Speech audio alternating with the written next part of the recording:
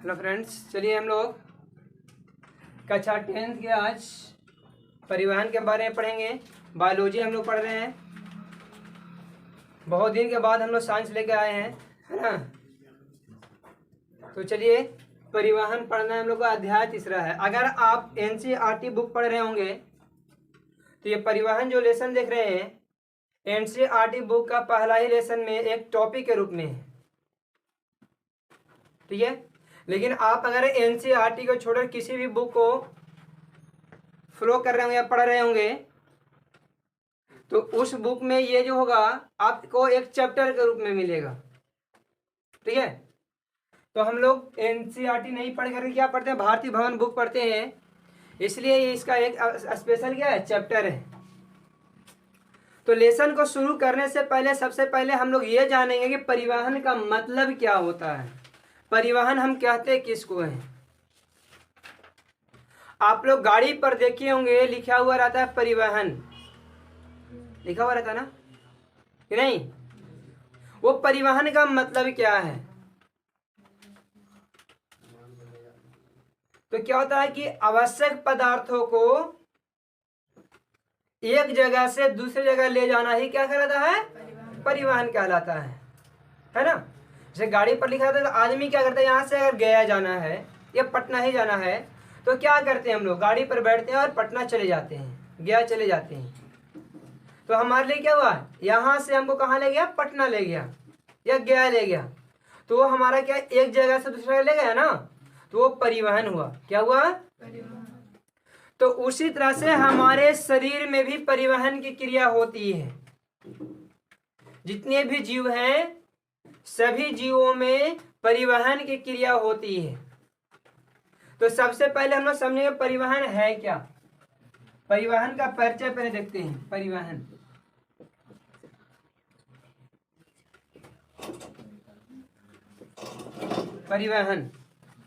इसको इंग्लिश में ट्रांसपोर्टेशन बोलते हैं। क्या बोलते हैं, परिवहन का हिंदी इंग्लिश क्या होता है, ट्रांसपोर्टेशन होता है, ठीक है ना। जैसे मैं आप लोग ट्रांसपोर्ट के नाम सुने होंगे। ट्रांसपोर्ट वाला करता क्या है कि आपको जो जगह से सामान खरीदे उस सामान को आपके आवश्यकता है जहाँ पे वहाँ पे आप मंगवा लेते हैं, है ना। तो उसी तरह से ये क्या करता, ट्रांसपोर्ट ही करता है। अब ध्यान से सुनिए, परिवहन कहेंगे किसे, परिवहन का मतलब क्या है समझ में आ गया। आवश्यक पदार्थों को क्या करता है, एक जगह से दूसरी जगह क्या करता है, पहुंचाता है ना। और अनावश्यक पदार्थ को भी क्या करता है, बाहर निकालता है। यही परिवहन है। परिवहन का डिफाइन कैसे करेंगे, ऐसे नहीं बोलना होगा। परिवहन का डिफाइन थोड़ा अलग से करेंगे हम लोग। परिवहन किसे कहते हैं, देखिए उपयोगी पदार्थों को क्या बोल रहे हैं, उपयोगी पदार्थों को उनके मूल स्रोत से शरीर के प्रत्येक कोशिकाओं तक पहुंचाना तथा अनुपयोगी पदार्थ को शरीर के प्रत्येक कोशिकाओं से उनके गत्य स्थान तक पहुंचाने की क्रिया को परिवहन कहते हैं। ध्यान से सुनिएगा, उपयोगी पदार्थ को मूल स्रोतों को द्वारा शरीर के प्रत्येक कोशिकाओं तक पहुंचाना तथा अनुपयोगी पदार्थों को शरीर के प्रत्येक कोशिकाओं से उसके गंतव्य स्थान यानी शरीर से बाहर निकालने की क्रिया को ही क्या कहते हैं, परिवहन कहते हैं। तो देखिए हमारे शरीर में जो अंदर ले जाते हैं वो क्या है, वो हमारे लिए उपयोगी पदार्थ होते हैं। तो उन उपयोगी पदार्थ को क्या करते हैं हम लोग, शरीर के प्रत्येक कोशिकाओं तक पहुंचाया जाता है उसको। तो कुछ न कुछ तो ऐसा चीज होगा ना जो उसको शरीर के प्रत्येक कोशिकाओं तक पहुंचा रहा है।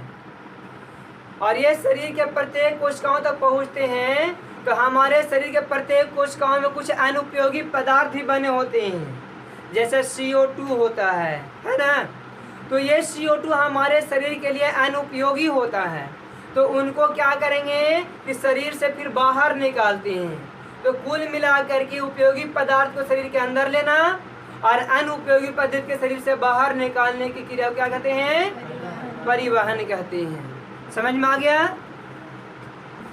ध्यान से सुनिए, क्या बोला जा रहा था? डिफिनेशन क्या था? डिफाइन हम कर रहे थे उपयोगी पदार्थ को। अब उपयोगी का मतलब क्या हुआ? तो हमारे शरीर में जो जो उपयोग आने वाले पदार्थ हैं, जो हमारे शरीर के लिए फायदा होते हैं, फायदा करते हैं, कार्बोहाइड्रेट हो गया, हम लोग दाल चावल खाते हैं ना, वो हमारे शरीर के लिए क्या उपयोगी पदार्थ है। ऑक्सीजन लेते हैं ना हम, तो हमारे शरीर के लिए क्या है? उपयोगी पदार्थ है। तो उन सभी पदार्थों को शरीर के प्रत्येक कोशिकाओं तक पहुंचाना। क्या होता है कि ऑक्सीजन हम लिए हैं, तो ऑक्सीजन कहाँ तक गया? फेफड़ा पर गया, फेफड़ा तक गया। अब फेफड़ा से भी कहाँ जाता है? ये शरीर के प्रत्येक कोशिकाओं तक जाता है कि नहीं जाता है? तो क्या कर रहा है? उपयोगी पदार्थ को मूल स्रोत द्वारा कहाँ जा रहा है? शरीर के प्रत्येक कोशिकाओं तक जा रहा है। अब ये ऑक्सीजन जब जाता है तो हमारे शरीर में क्या होता है? ऑक्सीकरण होता है। तो ऑक्सीकरण के फलस्वरूप कार्बन डाइऑक्साइड का निर्माण होता है और भी अनावश्यक पदार्थ बनते, पसीना हो गया, मल मूत्र हो गए, है ना। तो अनुपयोगी पदार्थ क्या करते हैं कि शरीर से बाहर निकाल दिए जाते हैं। उपयोगी पदार्थ जो हमारे शरीर के लिए फायदेमंद है उसको शरीर के अंदर ले जा रहे हैं, और जो हमारे शरीर में जिसका कोई काम नहीं है, जो हमारे शरीर के लिए अनुपयोगी हानिकारक है, उन पदार्थों को शरीर से डिस्चार्ज करते बाहर निकाल देते हैं। तो इस क्रिया को ही क्या कहते हैं? परिवहन कहते हैं। और परिवहन में भाग लेने वाले अंगों को परिवहन तंत्र कहा जाता है। क्या कहते हैं? परिवहन तंत्र बोलते हैं। जो जो अंग परिवहन में भाग लेता है उसको क्या बोलते हैं? परिवहन तंत्र कहते हैं, है ना। अब ये परिवहन जो है हम लोग को पढ़ना है जंतुओं और पौधों में परिवहन। तो जंतुओं में खास करके हम लोग मनुष्य के बारे में पढ़ेंगे। मनुष्य और जानवर में एक समान होता है, थोड़ा बहुत का अंतर होता है, तो हम लोग जानवर के बारे में नहीं पढ़ेंगे, सिर्फ पढ़ेंगे पेड़ पौधे के बारे में और जंतुओं यानी मनुष्य के बारे में, कि पेड़ पौधों में परिवहन किस प्रकार से होता है, जंतुओं में परिवहन किस प्रकार से, यानी मनुष्य में परिवहन किस प्रकार से होता है। इसके बारे में मुख्य रूप से हम लोग चर्चा करेंगे। अब देखिए यहाँ हम लोग चर्चा करेंगे पौधों में पदार्थों का परिवहन, यानी पौधों में पदार्थों का परिवहन किस रूप में था, कैसे होता है। तो अगर बात कही जाए छोटे पौधे, यानी हम कह सकते हैं एक कोशिकीय पौधे, है ना, एक कोशिकीय पौधे जैसे में पेलोमाडोमोनास, यूग्लिना, शैवाल, ये सब में परिवहन विसरण प्रक्रिया द्वारा होती है। किसके द्वारा होती है? विसरण प्रक्रिया द्वारा होती है। अब यहाँ पर आप समझिएगा विसरण प्रक्रिया क्या होता है। विसरण प्रक्रिया हम समझा रहे, ध्यान समझिएगा कि छोटे पौधे, निम्न वर्ग के पौधे, निम्न वर्ग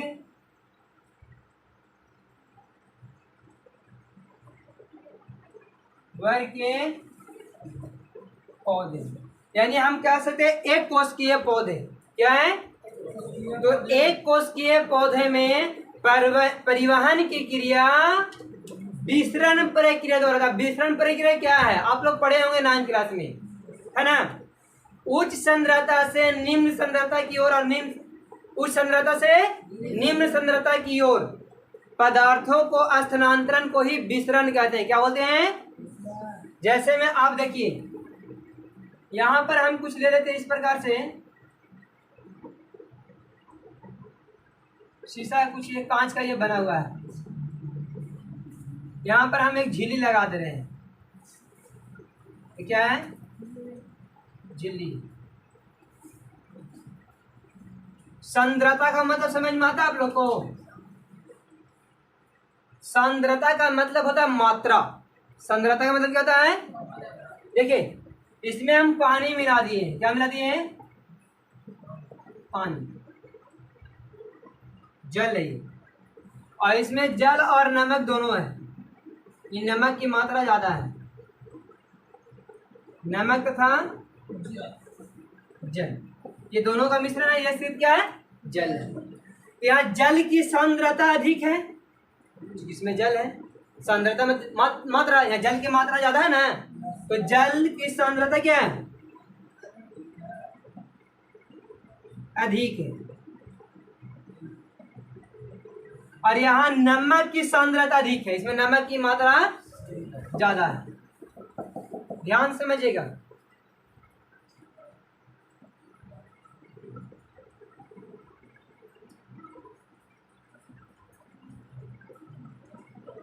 देखिए यहाँ पर क्या है कि एक और हम देख रहे हैं कि जल की सांद्रता अधिक है, और एक और देख रहे हैं कि नमक की सांद्रता अधिक है, ठीक ना। अब देखिए विसरण क्या है, विसरण की प्रक्रिया किसे कहते हैं, विसरण। ये विसरण ऐसा होता है ना। अब देखिए होता क्या है कि विसरण प्रक्रिया क्या, उच्च सांद्रता से निम्न सांद्रता की ओर जाना, क्या कहता है, विसरण कहलाता है। क्या कहलाता है, तो देखिए इस और ये वाला में हम देख रहे हैं, तो जल की सांद्रता अधिक है, नमक की सांद्रता क्या है, कम है। और ये वाला में क्या देख रहे हैं हम कि इसमें नमक की सांद्रता अधिक है, जल की सांद्रता कम है। और ये लगा अर्ध परागमय झिल्ली, ये क्या होता है, अर्ध परागमय झिल्ली,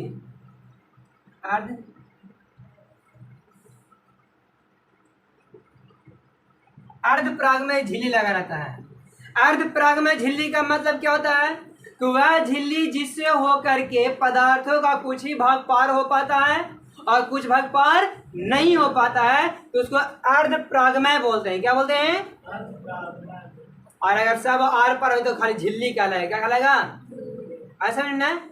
अर्ध परागमय झिल्ली मतलब क्या, उपयोगी पदार्थ को अपने से होकर जा लेता है और अनुपयोगी पदार्थ को रोक लेता है, ठीक है।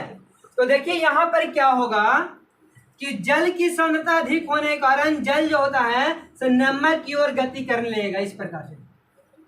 समझ में आ रहा है, नमक की ओर गति कर रहा है। और यहाँ पर नमक की सांद्रता अधिक होने के कारण किधर गति करेगा, जल की ओर गति करने लगता है। किस ओर गति करता है, ये देखिए घुलित है, ये घुला हुआ है, क्या है, जल में घुला हुआ है। तो ये घुलित अवस्था में ही क्या करेगा, नमक जो होता है वो जल की ओर गति करेगा, और जल जो किस ओर गति करेगा, क्योंकि जानते हैं कि उच्च सांद्रता से निम्न सांद्रता की ओर कोई भी पदार्थ गति करता है, जानते कि नहीं जानते। अच्छा, निम्न सांद्रता से उच्च सांद्रता की ओर कभी गति करेगा। मान लीजिए कि ये आप ले लिए बर्तन और एक बर्तन ये ले लिए, ठीक है, और दोनों के एक पाइप के माध्यम से जोड़ दे रहे हैं हम लोग। ध्यान समझिएगा, इसमें पानी इतना भरा हुआ है, इतना भरा हुआ पानी, और इसमें पानी इतना सा भरा हुआ है। बोलिए पानी इसमें सीधा जाएगा कि इसमें सीधा आएगा,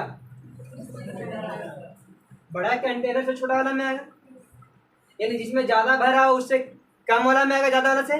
तो उच्च सांद्रता से कहाँ जा रहा है, निम्न सांद्रता की ओर जा रहा है कि नहीं जा रहा है। लेकिन कभी भी ऐसा हो सकता है कि इससे पानी उठ के इसमें चला है। हाँ, एक उपाय हो सकता है, जब इसकी सांद्रता कम होकर इसका हम बढ़ा देंगे तब क्या होगा कि फिर उल्टा बने, इसमें से इसमें आएगा। तो यहाँ पर क्या हो गया, फिर उच्च सांद्रता इसका हो गया और निम्न सांद्रता हो गया, नहीं हुआ। तो बस वही यहाँ उच्च सांद्रता से निम्न सांद्रता की ओर गति करना ही क्या कहता है, अर्ध परागमय झिल्ली से होकर गुजरना या उससे होकर निकलना, आर पार होना क्या कहता है, विसरण कहलाता है। तो यह विसरण कैसे होता है, छोटे पौधे में किस प्रकार से विसरण होता है, तो उसको ध्यान से समझ लीजिए। इसको मिटा दें, विसरण की क्रिया समझ में आ गया। डायरेक्ट अगर नहीं समझ में आ रहा तो हम शॉर्टकट में उच्च सांद्रता से निम्न सांद्रता की ओर आना जाना क्या कहलाता है, विसरण कहलाता है। क्लियर है ना। अब देखिए एक कोश किए जो है विसरण प्रक्रिया द्वारा पदार्थों का परिवहन कैसे होता है उसको देखिए। जैसे में हम बात कर लेते हैं शैवाल की। शैवाल आप लोग देखोगे, सभी के घरों में शैवाल होगा, है नहीं। जहाँ पे पानी जमा हुआ रहता है वहां पर शैवाल खुद पनप जाते हैं। हरा हरा जैसे घास जैसे जमता है ना, चापाकल हो या कुआं हो, वहां पे आप लोग देखे होंगे कि हरा हरा घास जैसे जम गया है, वही आपका क्या है, शैवाल है, वो निम्न वर्ग के पौधे हैं। कैसा है? अब उसमें पदार्थों का परिवहन कैसे होता है, ध्यान से सुनिएगा। मान लिया कि आपका क्या है, शैवाल है, ऐसा ये क्या है आपका शैवाल है, ठीक है। तो शैवाल में क्या होता है कि बाहरी सतह पर छिद्र होते हैं। बाहरी सतह पर क्या होते हैं? छिद्र होते हैं, ठीक है ना। बाहरी सतह पर क्या होते हैं? छिद्र होते हैं। अब इनको भोजन के लिए क्या क्या चाहिए? पानी। इनको भोजन के लिए पानी भी चाहिए, है ना। पानी में तो रहता ही है कि नहीं। उसके बाद यहाँ देखिए क्या होते हैं कि CO2 इसको चाहिए कि नहीं चाहिए? चाहिए। तो CO2 कैसे लेगा ये? इसमें विसरण प्रक्रिया कैसे होता है? कि पेड़ पौधे भोजन के लिए CO2 आवश्यक होते हैं और ऑक्सीजन की क्या करते हैं? डिस्चार्ज करते हैं। तो क्या होगा यहाँ पे कि इसमें छोटे छोटे बाहरी सतह में छिद्र होते हैं। CO2 इधर इसकी अपेक्षा में ज्यादा इधर है, CO2 है ना ज्यादा, कहाँ? वायुमंडल में। तो ये छिद्र के माध्यम से करेगा कि CO2 को ग्रहण कर लेता है। CO2 क्या करता है? और यहाँ जो अनावश्यक पदार्थ जो होता है O2, ऑक्सीजन, ये ऑक्सीजन क्या कहता है? बाहर निकलता है। तो उच्च सांद्रता से निम्न सांद्रता, उच्च सांद्रता से निम्न सांद्रता क्या है? बाहर निकाल जाए। क्या किया? बाहर निकाल जाए। तो इसी प्रक्रिया द्वारा हरे पेड़ पौधे जो छोटे निम्न वर्ग के पेड़ पौधे होते हैं उनमें विसरण की प्रक्रिया द्वारा क्या होता है? पदार्थों का परिवहन होता है। इन्हीं छिद्रों के माध्यम से कर लेते हैं। इनमें परिवहन के लिए कोई विशेष विकसित अंग नहीं होते हैं। ये शरीर के सतह से ही पदार्थों का परिवहन कर लेते हैं। शरीर के सतह पर छोटे छोटे छिद्र होते हैं, उन्हीं छिद्रों से क्या करती है? पदार्थों का परिवहन कर लेते हैं, ठीक है। ये तो हुआ निम्न वर्ग के पौधे।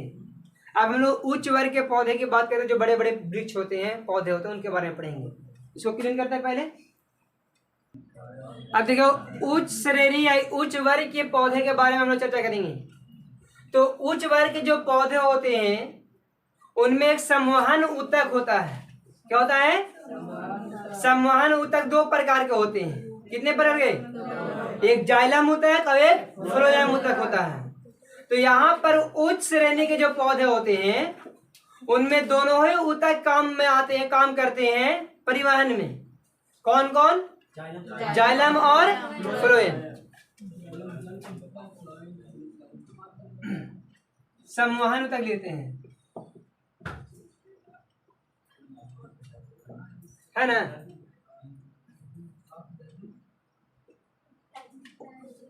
जाइलम और दूसरा क्या है?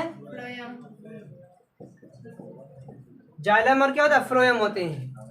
ये दोनों ही ऊतक क्या पाए जाते हैं? पेड़ पौधों को जड़ से लेकर के पत्तियों तक। जड़ से लेकर कहां पाए जाते हैं?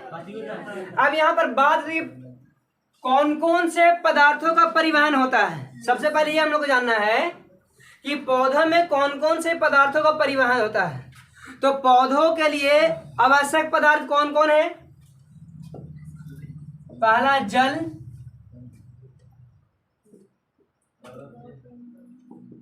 खनिज लवण, इसको इधर लिख देते हैं। जल, खनिज लवण और CO2, है ना। क्लोरोफिल, ये प्रकाश संश्लेषण का वाहक, इसमें क्लोरोफिल पहले से ही मौजूद रहता है। हरे पेड़ पौधों में क्लोरोफिल पहले से ही मौजूद होती हैं। ये आप लोग बचपन से पढ़ते आ रहे हैं। तो यहाँ पर देखिए सूर्य का प्रकाश जो होता है वो डायरेक्ट उस पर पड़ता है, उसका परिवहन नहीं होता है। सूर्य का प्रकाश पत्तियों पर डायरेक्ट पड़ता है जी, जहाँ भोजन बनता है वहां पर डायरेक्ट आता है। ऐसा नहीं कि जड़ में पड़ा, जड़ से उसको ढो के ले जाया जाता है। सूर्य के प्रकाश का परिवहन नहीं होता है। परिवहन का मतलब हम क्या बोल रहे हैं? परिवहन का मतलब एक अंग से दूसरे अंग तक ले जाना। तो सूर्य के प्रकाश से क्या एक अंग से दूसरे अंग ले जाया जाता है? नहीं। अब देखिए यहाँ पर जल का परिवहन होता है, खनिज लवण का परिवहन होता है, CO2 का परिवहन होता है, और इसके फलस्वरूप जो भोजन का निर्माण होता है उस भोजन का भी क्या होता है? परिवहन होता है। क्या क्या चीजों का हुआ? जल, खनिज लवण, CO2 और भोजन का परिवहन। तो भोजन यहीं से बनता है, इन्हीं सब से भोजन का निर्माण होता है। तो देखिए अब यहाँ पर है कि जल और खनिज लवण, CO2 और भोजन को कौन कौन परिवहन कराता है।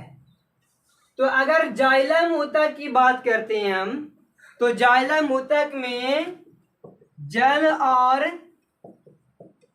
खनिज लवण का परिवहन होता है। और अगर फ्लोएम ऊतक की बात करें तो भोजन का परिवहन होता है। किसका? देखिए यहां पर एक ऑब्जेक्टिव क्वेश्चन पूछा जाता है कि जाइलम ऊतक कि किस चीज को आप परिवहन करता है? जल और खनिज लवण। और फ्लोएम ऊतक पूछता है तो भोजन का, है ना। देखिए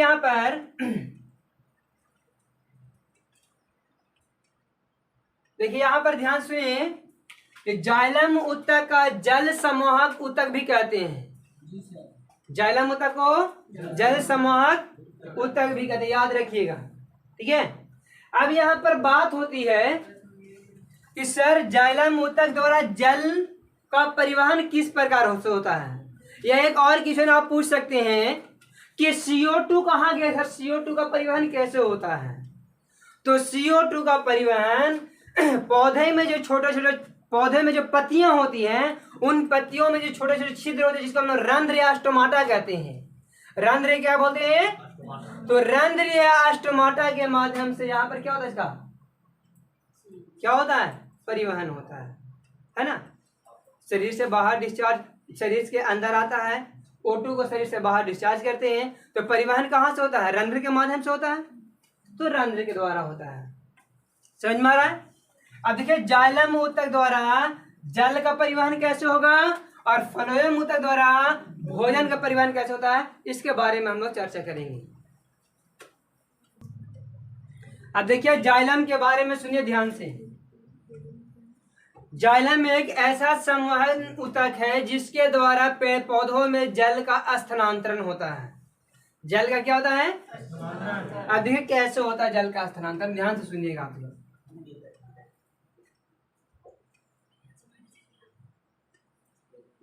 ऐसा मान लीजिए कोई वृक्ष है ना, और ये क्या है? इसका जड़ रहता है ना, और इसमें मूल रोम होते हैं। मूल रोम आप जानते हैं? मूल रोम जो जड़ में जो रेशे जैसे रचना पाई जाती है ना, उसी को मूल रोम कहते हैं। क्या बोलते हैं? मूल रोम बोलते हैं, ठीक है ना। ये मिट्टी के अंदर रहता है। ये क्या रहता है? मिट्टी के, पृथ्वी के अंदर रहता है ना। देखिए ध्यान से, यहाँ पर जाइलम ऊतक इस प्रकार से जुड़ा हुआ रहता है, और ये प्रत्येक कहाँ? पत्तियों में जाता है। कहाँ जाता है? ये जहाँ जहाँ पे पत्ती होता है वहां पे। मान लीजिए यहाँ पर ये पत्ती है, सपोज हम मान लेते हैं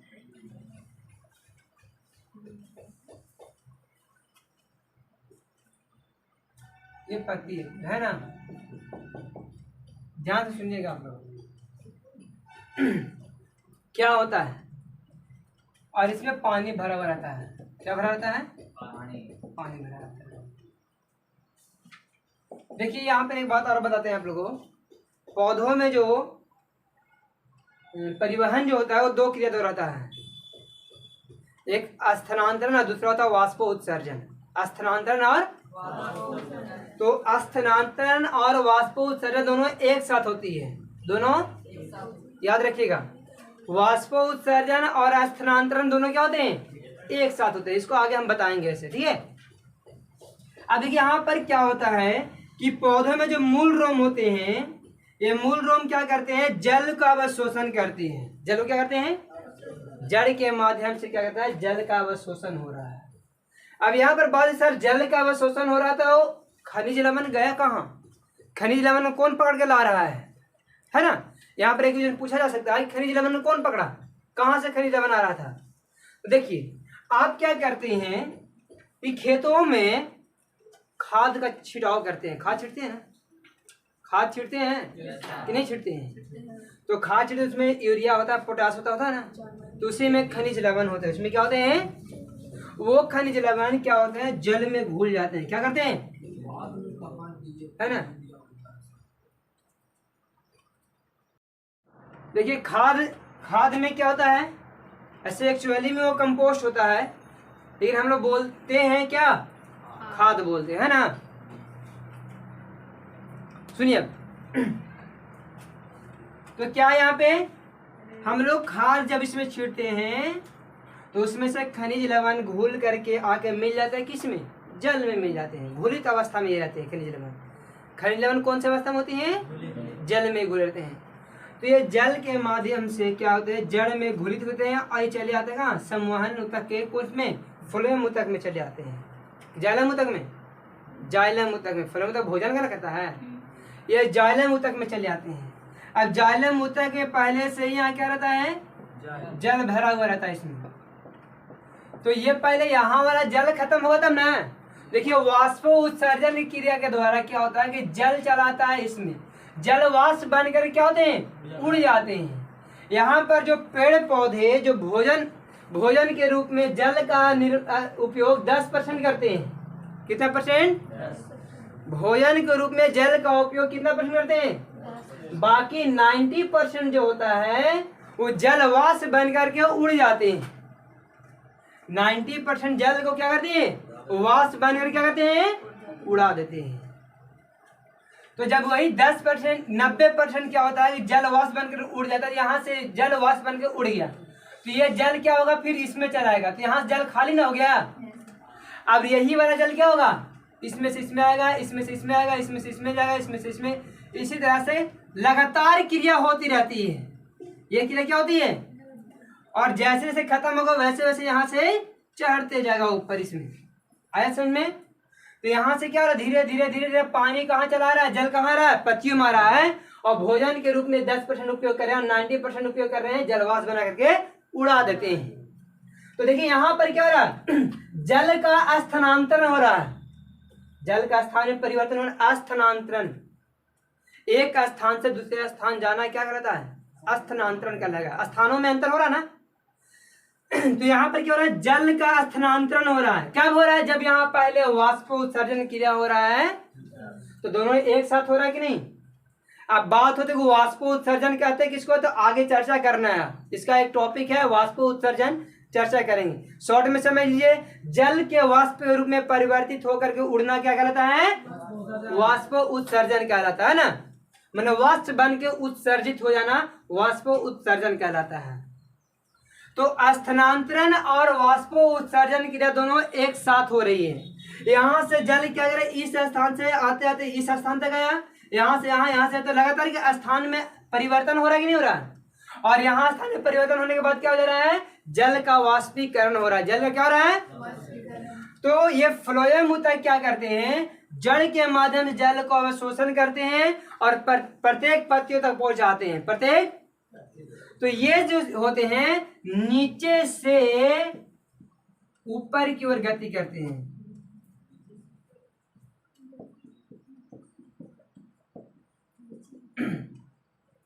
ये जल का क्या हुआ? नीचे से नहीं लिखे ना, नीचे से ऊपर की ओर। अभी क्या हो रहा है? ये नीचे से ऊपर की ओर जल ले गया, CO2 इसको मिलेगा बाहरी वातावरण से।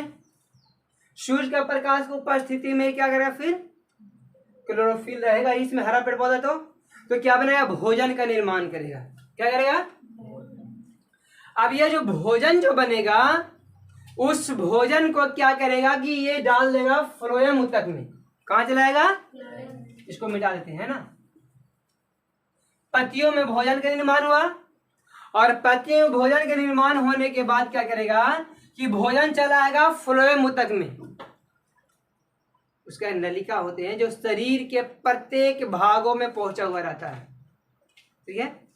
ये जो जाइलम ऊतक है वो जड़ से लेकर के प्रत्येक पत्तियों तक ही रहता है सिर्फ, लेकिन फ्लोएम ऊतक पेड़ पौधे के प्रत्येक भागों में उपस्थित रहता है, सभी अंगों में मौजूद रहेगा।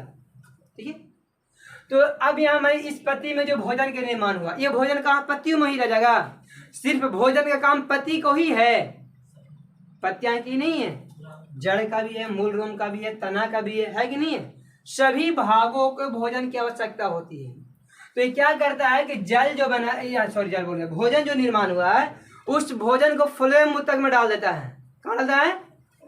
और फ्लोएम मूत्रक जहां जहां भोजन की आवश्यकता होती है, पौधे के जिस भागों में भोजन की आवश्यकता होती है वहां वहां ये क्या करता है? ट्रांसफर करता है। मान लीजिए यहाँ पर आवश्यकता है तो इस तरह से नली आएगा, यहाँ पर छोड़ देगा। यहाँ पर आवश्यकता तो इस तरह नली आएगा, इसे यहाँ छोड़ देगा, यहाँ छोड़ देगा। जहां जहां इसकी आवश्यकता होता है वहां वहां भोजन में क्या करता है? छोड़ देता है, परिवहन करा देता है। तो भोजन का परिवहन किसके द्वारा होता है? फ्लोएम मूत्रक। और जल का परिवहन, तो इसमें कंफ्यूज बहुत लोग होते हैं। तो पकड़ने का तरीका है ज फॉर जल और ज फॉर जाइलम, है कि नहीं? इन जाइलम से किसका? जल का। भोजन का इसमें कोई उपाय। अब भोजन किसका? जब ये को पकड़ा गया तो दूसरा को पकड़ने में कहाँ दिक्कत है दिक्कत जी? इजीली पकड़ सकते हैं हम लोग। ये फ्लोएम मूत्रक क्या कर रहे हैं? भोजन का स्थानांतरण करते हैं और ये सभी दिशाओं में करता है। फ्लोएम मूत्रक सभी दिशाओं में करते हैं, ठीक है? और कोई डाउट है? नहीं है। अब देखिए जाइलम मूत्रक और फ्लोएम मूत्रक में अंतर देखिए। जाइलम मूत्रक और फ्लोएम मूत्रक में अंतर क्लीन कर लेते हैं। जाइलम मूत्रक और फ्लोएम मूत्रक में अंतर आप लोग दो तो ऐसे भी बता सकते हैं, दो अंतर तो आप लोग अच्छे से जान रहे हैं कि जाइलम मूत्रक में जल का संवहन होता है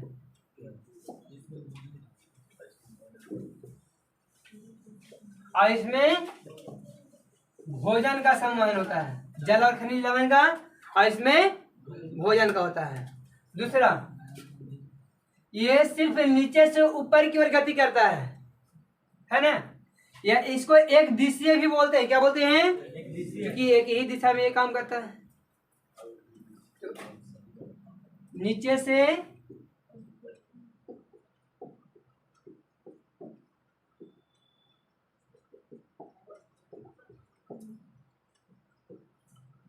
और ये क्या होते हैं? सभी दिशाओं में।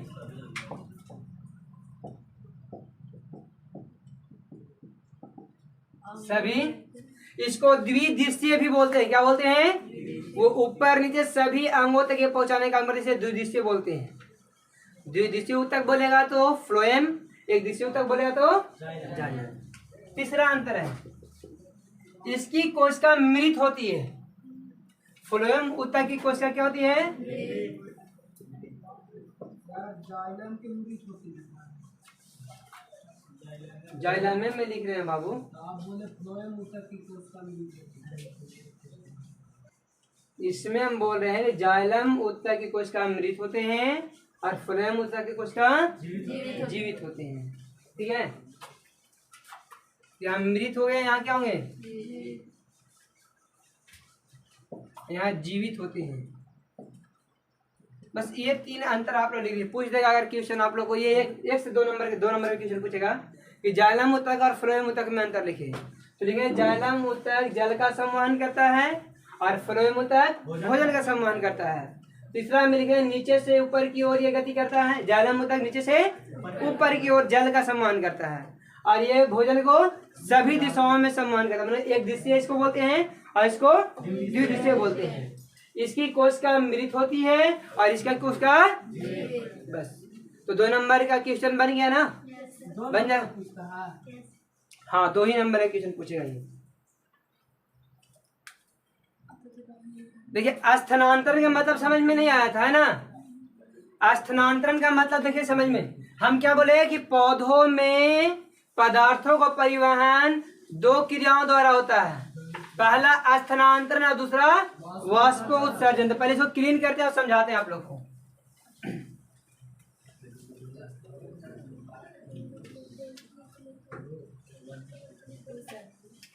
पहला क्या है?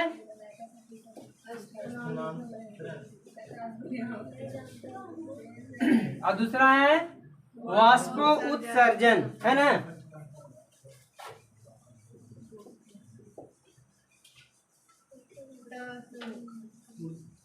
वाष्पो उत्सर्जन, वो नहीं रहेगा ना, उसी में छुपा हुआ रहता है। अच्छा ठीक है, ठीक है।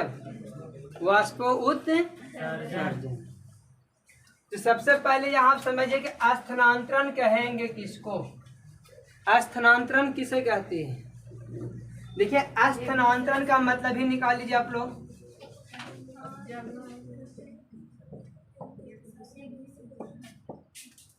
स्थान में अंतर, स्थान प्लस स्थानांतरण होगा कि नहीं होगा। तो यहाँ क्या हो रहा है कि स्थान में अंतर होना चाहिए। मान ले कोई चीज यहाँ है और ले जा रहा है यहाँ, यहाँ से यहाँ लाए ना इसको, तो इसको बोलते हैं स्थानांतरण। क्या बोलते हैं, स्थानों में अंतर हो गया इसको। पहले यहाँ तब यहाँ चला, यहाँ से फिर यहाँ आएगा, यहाँ से फिर यहाँ आएगा, यहाँ से फिर यहाँ है, फिर यहाँ। तो ये क्या हो रहा है, बार बार स्थानों में अंतर होता है, इसको स्थानांतरण बोलते हैं। क्या बोलते हैं। तो अब देखो पौधे में स्थानांतरण कैसे हो रहा था, हम बताए थे अभी कि मान लिया कि ये आपका क्या है, इस जाइलम उत्तक है ना, ये क्या थे, ऐसे जाइलम उत्तक जुड़े हुए थे मान लीजिए, ठीक है। तो जड़ के माध्यम से क्या, जल यहाँ था, जल को ले जाया गया यहाँ पे, क्योंकि यहाँ पर ले जाने के बाद फिर अंदर नहीं गया, अंदर नहीं गया क्योंकि यहाँ सब में क्या था, जल पहले से भरा हुआ था। लेकिन जब ये वाला जल दे दिया किसको, पत्ती को दे दिया, तो यहाँ जल खत्म हो गया। तो ये जल फिर यहाँ से चला जाएगा इसमें, फिर यहाँ भी खत्म होगा, तो यहाँ वाला जल जाएगा अब किस में, फिर ये वाला जल जाएगा, फिर ये वाला जल जाएगा, फिर ये वाला जल जाएगा, और यहाँ वाला जो जल यहाँ से यहाँ के बाद फिर। तो देखिए तो स्थानों में अंतर हो रहा है कि नहीं हो रहा। और यह क्रिया लगातार होती रहती है, यह क्रिया लगातार होती रहती है। तब बात है सर ऊपर वाला जल गया तो गया कहाँ, तो इसी का होता है वाष्पो उत्सर्जन। क्या होता है, अब जल के वाष्प के रूप में बन करके शरीर से बाहर निकलना क्या कहलाता है, वाष्पो उत्सर्जन कहलाता है। उत्सर्जी मतलब क्या, अनावश्यक पदार्थ को शरीर से बाहर निकालना उत्सर्जन कहलाता है। अब किसको उत्सर्जन हो रहा है, वाष्प का हो रहा है। तो देखिए पत्तियों पर मान लीजिए ये पत्ता है ना, कुछ ये पत्ती है, ये पत्ती पर ये जल गया तो जल यहाँ पर जमा हुआ है। अब क्या है कि यहाँ पर सूरज का प्रकाश पड़ेगा बाबू, तो सूरज का प्रकाश जल को क्या कर देगा, वाष्प में परिवर्तित करेगा ना। जब हम लोग जल को गर्म करते हैं तो वाष्प में बदलता है, जल को गर्म करते हैं तो क्या होता है, वाष्प में परिवर्तित होता है। तो यहाँ पर जो जल गया हुआ है, इस जल को क्या होगा, वाष्प में परिवर्तित होगा। अब वाष्प में परिवर्तित होने के बाद क्या होगा कि वाष्प में परिवर्तित होने के बाद जो यहाँ पत्तियों में जो छोटे छोटे छिद्र होते हैं, रंध्र होते हैं, इस रंध्र के माध्यम से यहाँ जो जल वाष्प बना हुआ था वो वाष्प बनकर क्या वाष्प बनकर क्या होगा, उड़ जाएगा, और उड़ कर करके यही जा करके वातावरण में, आकाश में पानी बन जाता है, ठंडा होकर के जम जाता है वहां पे। और जब यहाँ से गर्म में हवा ऊपर जाता है तो इसको पिघला करके बारिश के रूप में गिराता है। बारिश में क्या करता है, समझ में आ रहा है। तो देखिए वाष्प उत्सर्जन और स्थानांतरण दोनों एक साथ होते हैं। जैसे ही इसमें खाली होगा, इसमें से इसमें, इसमें से इसमें से इसमें, इसमें से इसमें होते होते यहाँ से फिर यहाँ चलेगा, तो पदार्थ यहाँ क्या हुआ, जल का स्थानांतरण हुआ, और यहाँ क्या होगा, उत्सर्जन हो गया, वाष्प उत्सर्जन हुआ कि नहीं हुआ। तो ये दोनों एक साथ होता है। अब देखिए क्या कर रहे हैं हम लोग, परड़े जंगल को साफ करते जा रहे हैं और कह रहे हैं कि पानी वर्षा नहीं हो रही है। हम लोग परड़े जंगल को साफ कर रहे हैं और कह रहे हैं कि वर्षा नहीं हो रहा। वर्षा कैसे होगा, वर्षा कैसे होगा बाबू बताइए आप। क्योंकि हम लोग क्या कर रहे हैं, वर्षा न होने के कारण हम लोग खुद हैं, हम लोग पर डे क्या कर रहे हैं, जंगल को साफ करते जा रहे हैं। एक बात देखिए ध्यान से, यहाँ पर क्या कर रहा है ये जो है से 90% जल को वाष्प बनाकर उड़ा रहा है। एक पौधा 90% क्या कर रहा है? जल को वाष्प बना करके उड़ा रहा है। और हम इसको साफ कर दे रहे हैं, तो 90% कौन भेजेगा ऊपर? हम लोग भेज देंगे? नहीं ना भेज पाएंगे हम लोग। अब ये 90% जो ऊपर जा रहा है, यही क्या रहा? बादल का निर्माण करते हैं, वर्षा का निर्माण करते हैं। और यही जब यहाँ से गर्म में हवा जाता है, यहाँ से इसे मिलता है, तो ये ठंडा ठंडा तो पहले जमा हुआ था, ये गर्म हो जाएगा, बारिश के रूप ले लेता है, ऐसे ऐसे क्या होता है? पानी गिरने लगता है। और जब हमारे पास ये पौधा नहीं रहेगा, तो जलवाष्प बन करके यहाँ जाएगा, और यहाँ नहीं तो फिर पृथ्वी पर पहुंचेगा? ये नहीं पहुंचेगा। तो हम लोग क्या कर रहे हैं? पेड़ पौधे काट रहे हैं, तो वर्षा कम हो रही है, अनियमित वर्षा हो रही है। हो रही नहीं हो रही है? अभी देखिए, अभी फिलहाल जुलाई का मंथ चल रहा है। जुलाई में बहुत पानी होता था पहले, देखिए इस बार नहीं हुआ है। कई लोग बोलते हैं कि जग होने के कारण ऐसा हो रहा है, तो जग से कोई मतलब नहीं है इसका, है ना। आप पर डे इसको साफ कर रहे हैं, तो जलवाष्प बनकर ऊपर नहीं जा रहा, तो क्या होगा? पानी होगा, वर्षा नहीं होगी। तो सबसे पहले क्या करना है? पेड़ काटना नहीं, पेड़ को लगाना चाहिए। वाष्पोत्सर्जन के लिए समझ में आ गया ना? अब देखिए, ध्यान सुनिएगा, कुछ पौधे द्वारा प्रतिदिन जल को वाष्प में रूप में बदलना कितना परसेंट? उसको देखिए ध्यान से। मक्का का जो पौधा होता है, मकई का जो पौधा होता है, वो पर डे 3 से 4 लीटर वाष्प बनाकर पानी को उड़ाता है। एक पौधा एक दिन में 3 से 4 लीटर पानी वाष्प बनाकर क्या करता है? उड़ाता है। दूसरा है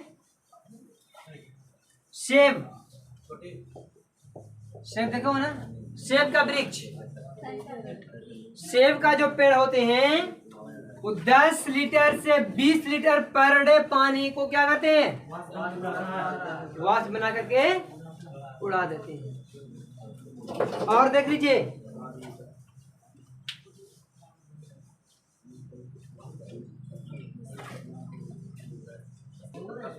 एक पत्ता जो होता है बाबू, वृक्ष का एक पत्ता की बात करते हैं, पत्ते जो होते हैं, एक पत्ते अगर एक पत्ता होगा तो अपने भार के बराबर में लगभग 1 घंटे से कम समय में उतना जल को वाष्प बना देता है। 1 घंटा से कम समय में अपने भार के बराबर जल को वाष्प बन के उड़ा देता है। एक पत्ता जितना वजन होगा, वो अपने भार के हिसाब से 1 घंटा से भी कम समय में जल को वाष्प बनाकर उड़ा देता है। समझ में आ रहा है ना? और एक वृक्ष अपने जीवन काल में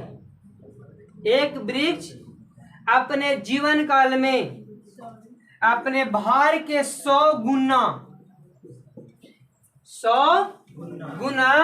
जल वाष्प बना करके उड़ाता है। तो ये समझ में आ गया ना? एक वृक्ष अपने जीवन काल में अपने भार से 100 गुना अधिक जल को वाष्प बनाकर उड़ाता है। तो बताइए, वृक्ष हमारे लिए कितना उपयोगी है? यही वृक्ष न, यही पानी न, वाष्प जो बना हुआ है पानी, यही पानी ना वहां ऊपर जाता है, और फिर बारिश के रूप में हमारी पृथ्वी पर आगे गिरता है। गिरते हैं ना? तो इसी से बोलते हैं बाढ़ आ गया है। अब बताइए, अभी ऐसा स्थिति हुआ है कि सभी जगह लगभग हमारे एरिया में, गया के सभी एरिया में देख लीजिएगा, तो आपको क्या है? धूल उड़ रहा है, पानी नहीं हो रही, वर्षा नहीं हो रही है ना? इसका मुख्य कारण यही है, हम लोग दिन प्रतिदिन जंगल को साफ करते जा रहे हैं, तो वर्षा कहाँ से होगी? ऐसे भी आप लोग सुने होंगे कि जहाँ पे जंगल होते वहां ज्यादा बारिश होती है, तो ना जंगल में ज्यादा वर्षा होती है क्योंकि जंगल में ही ज्यादा वाष्प बन करके पेड़ पौधे जल को भेजते हैं। तो वर्षा कहाँ होगी? शहरों में। ये डूबता शहर है। डूबता कौन है? शहर है। चलो देखो, है हला नहीं, यहाँ पर ध्यान से सुनिए। क्या है? वाष्पोत्सर्जन की क्रिया विधि। अब समझना, वाष्पोत्सर्जन की क्रिया विधि कैसे होती है? तो जड़ द्वारा जल का अवशोषण होता है। जल का अवशोषण जाइलम ऊतक द्वारा होता है, प्रत्येक पत्तियों तक पहुंचा देता है। और पत्तियों में सूर्य की उपस्थिति, सूर्य की जो गर्मी होती है, उस गर्मी के कारण जल वाष्प बनकर क्या होते हैं? उड़ जाते हैं। यही हुआ क्रिया विधि। अब इसका महत्व क्या है? तो यहाँ जो हमारे गंदे पदार्थ होते हैं, जो अवशिष्ट पदार्थ होते हैं पेड़ पौधों के, ये अवशिष्ट पदार्थ भी उसी के माध्यम शरीर से क्या होते हैं? बाहर निकल जाते हैं। ये इसका महत्व हो गया। तो आज हम लोग पढ़ लिए वाष्पोत्सर्जन। क्या क्या पढ़े हैं हम लोग? परिवहन के बारे में पढ़े, परिवहन पढ़ लिए हैं। जाइलम ऊतक, फ्लोएम ऊतक के बारे में पढ़े। पौधे में परिवहन कैसे होता है इसके बारे में पढ़ लिए हैं। जाइलम ऊतक और फ्लोएम ऊतक में अंतर पढ़ लिए। पौधों में परिवहन की क्रिया विधि कैसे होती है भी पढ़ा दिए। वाष्पोत्सर्जन और स्थानांतरण के बारे में पढ़ा दिए, है ना। चलिए, बहुत अच्छा। अब हम लोग पढ़ेंगे जंतुओं में परिवहन। क्या पढ़ेंगे? जंतुओं में परिवहन। तो आज की क्लास यही समाप्त होता है। अब हम लोग मिलेंगे अगले वीडियो में।